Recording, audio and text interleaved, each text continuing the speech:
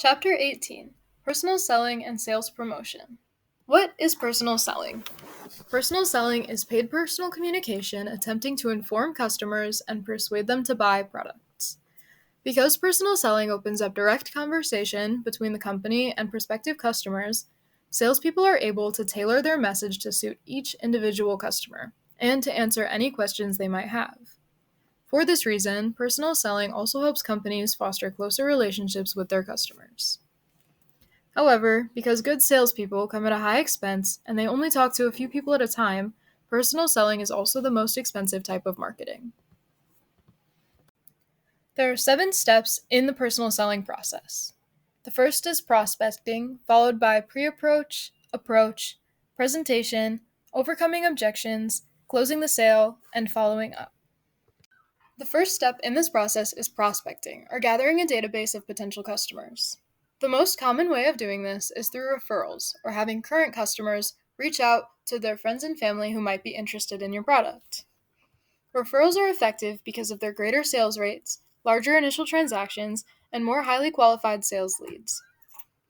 Other sources of prospecting are company records, trade shows, commercial databases, and many, many other sources. The next step is called pre-approach, which is when salespeople do research to determine what potential buyers consider the most important and why they need a certain product. Factors salespeople might consider are brand attitudes, personal characteristics, or specific needs. Approach. Approach is the manner in which a salesperson contacts a potential customer. Making a good impression and building relationships with clients are very important tasks in the approach. The client's first impression of the salesperson are usually the lasting ones. The fourth step is making the presentation. This step is used to attract and hold the prospect's attention, stimulate interest, and spark desires for the product. It is a good idea for a salesperson to match their influencing tactics in promises, recommendations, and more. In this step, it is important for the presenter to talk and listen. The next step is overcoming objectives. The best way to overcome objectives is to be ready for them to come and to handle objectives before they are brought to attention. The sixth step is closing the sale. This stage is when you ask the prospect to buy the product. Asking the prospect about financial terms, colors or sizes that they are desiring, and delivery arrangements may also take place in this step. Follow-up. Salesperson figures out if the product was delivered on time and if there was any complaints. Also determine future wants of the customer.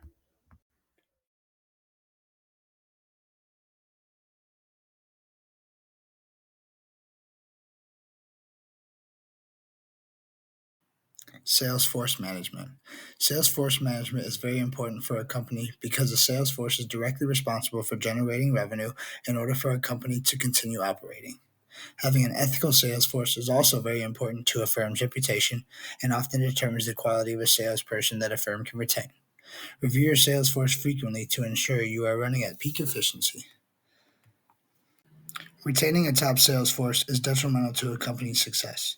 Having a great pay package is important in order to stay competitive against other firms. There are many different ways you can pay your sales force, but having flexible hours, hybrid options, on the job training, and a mixed base salary that includes bonuses and commission is important in retaining your top sales force. Sales promotion. Sales promotion is an activity and or material intended to include resellers or salespeople to sell a product or consumers to buy it. Some examples of sale promotions are coupons, cents off offers, money refunds and rebates, frequent user incentives, point of purchase displays, free samples, and consumer contests and games. Coupons. Coupons are written price reductions used to encourage consumers to buy specific products. Coupons can come in digital or paper form. Digital coupons can be found in the company's app or in-store kiosks, and paper ones can come in the mail or be found on the back of your receipts. Cents off offers and money refunds.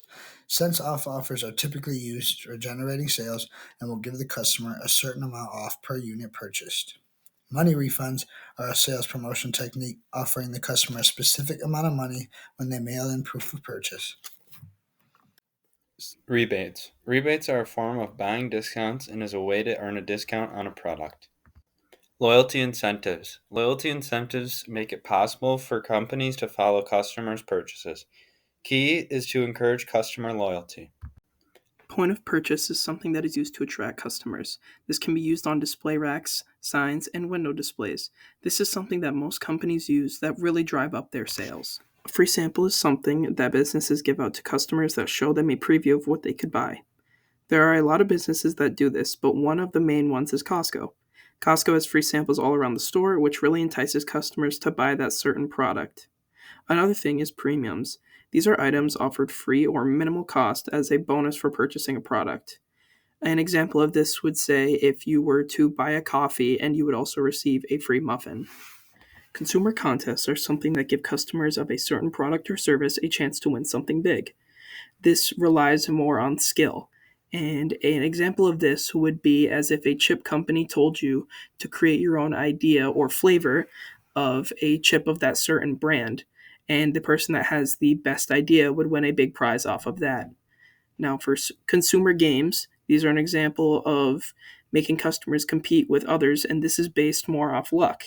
For example, Kellogg's one time combined with Cheez-Its to do a spin to win contest. Now, obviously, on a spin the wheel, that is mostly off luck.